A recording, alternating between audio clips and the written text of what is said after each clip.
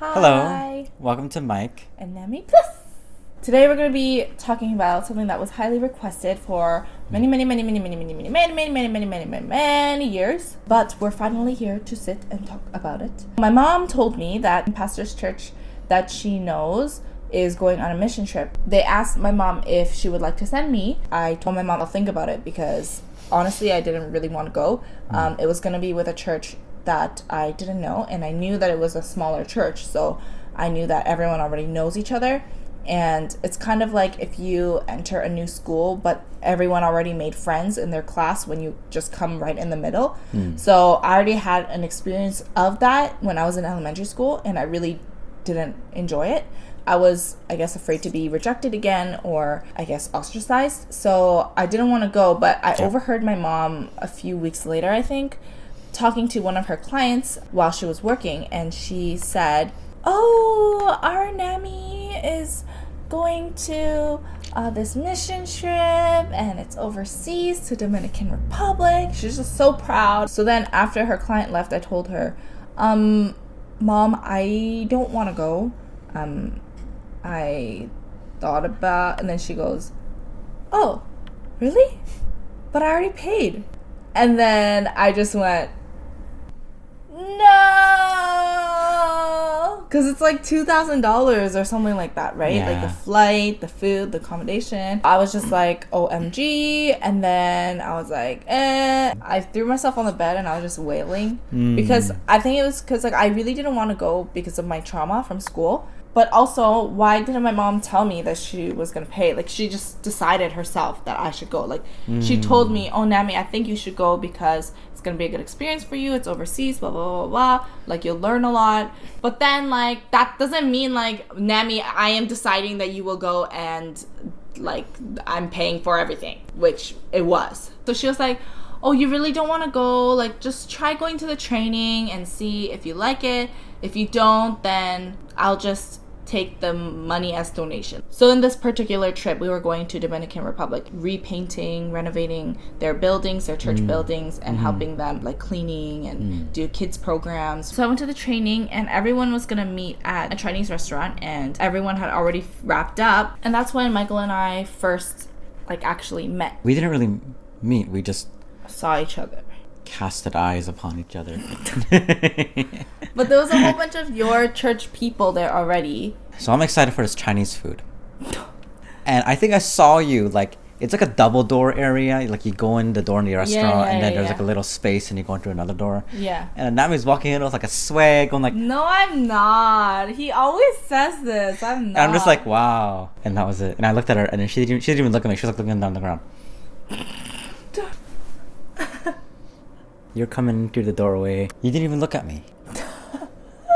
Oh, I didn't really want to be there. My first impression was like, You thought I was around your age. yeah, I thought you were on my age. You were very Done tan. high school. You I were was very tan because super tan. I spent a lot of time in the sun. Probably got the sense that you didn't want to be there. You're kind of awkward. You don't want to meet anyone new. It's just... I just kind of always scanned people, and I was always interested in celebrities at the time, so I'm always scanning for attractive people.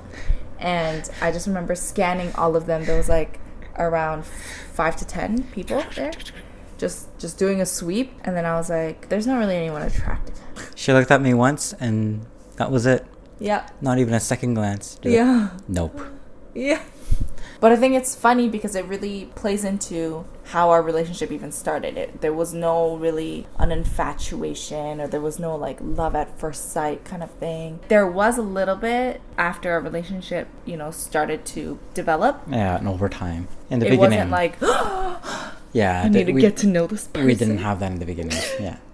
So the next time we kind of had an interaction, you were staying at the pastor's house. Yeah. And your room was in one of the basement rooms. Yeah. But we were training at that house to plan for the trip. So I came and I knocked on the door. You opened the door. And then you were just like, "Oh." And then I was just like, "Oh." And then... Did I check you out? Like... No.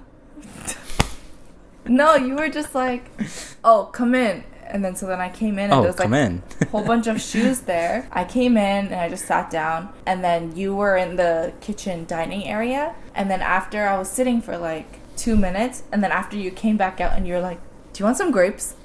You want some grapes? No, it was more of like an uncertain question.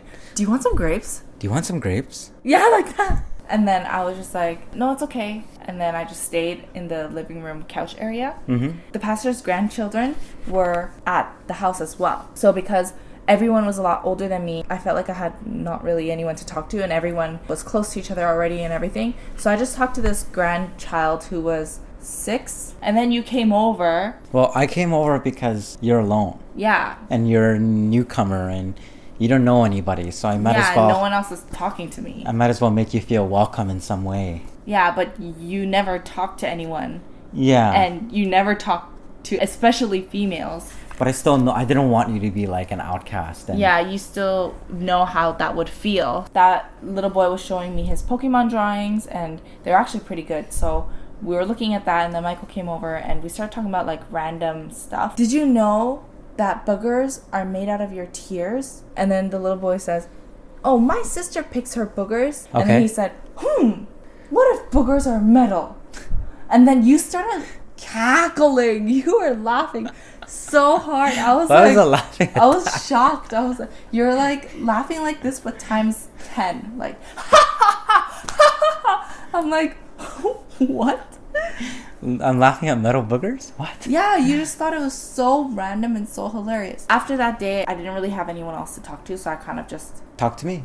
Yeah, we became closer because we had more times to talk together. I think for me, I really like to talk to you because I could just say anything, but then you wouldn't really look at me weird like people usually do, or you wouldn't really say that I'm weird, or you wouldn't be annoyed at like me talking a lot or asking like random questions or blurting out random things like, oh, did you know boogers are made out of the same fluid as your urine? People usually look at me weird or like they distance themselves, but you never did that. Like I just felt so listened to and understood, and that's the first time ever that anyone has let me feel that way without any kind of prejudice from being me. You know what I mean? Why are you laughing? That's hilarious because for me, I felt like the first time someone's ever been so talkative to me.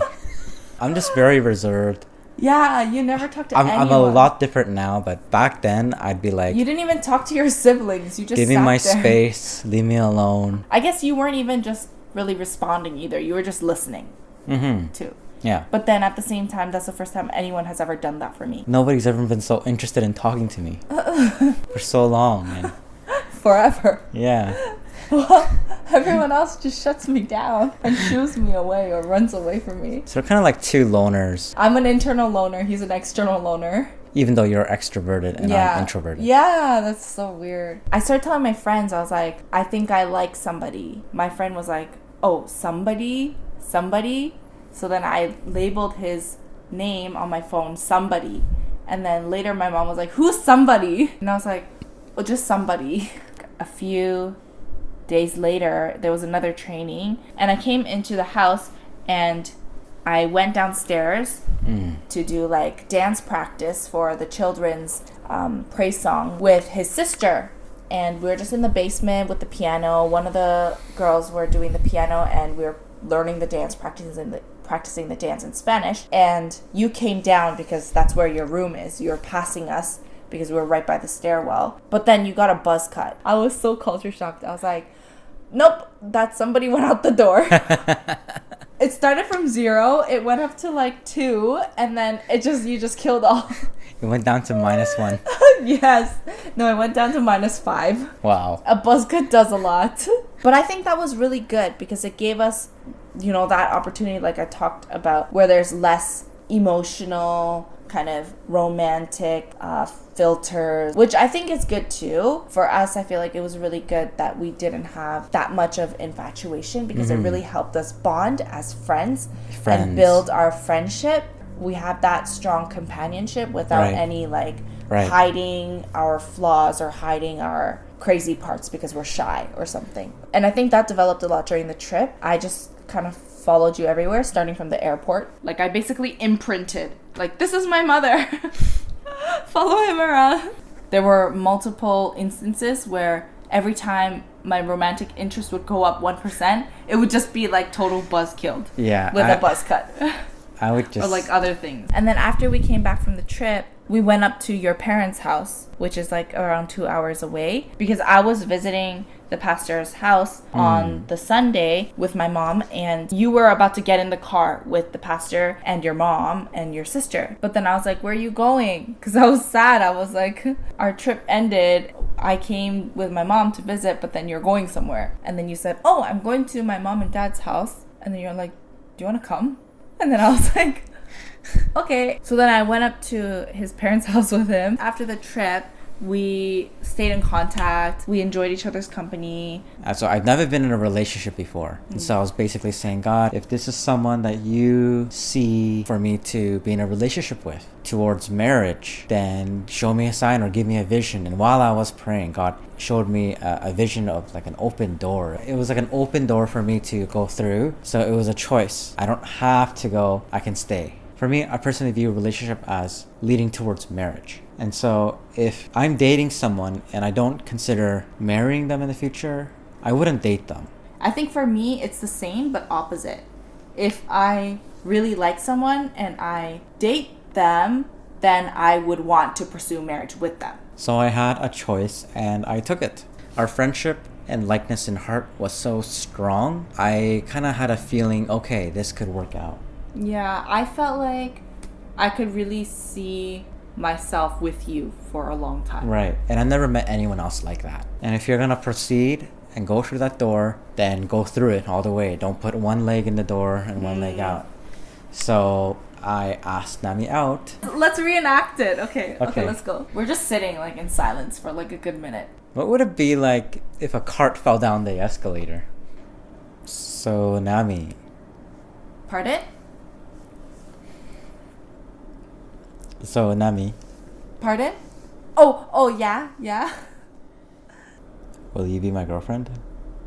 It's so funny. I think I was laughing because of how awkwardish the situation was with like him being silent and then I was laughing at like me mistaking what he said, so Nami. I thought he said tsunami, so I said pardon, and then he just went silent and then he said, so Nami, again, like the same phrase and the same tonation. By the way, your face was so red.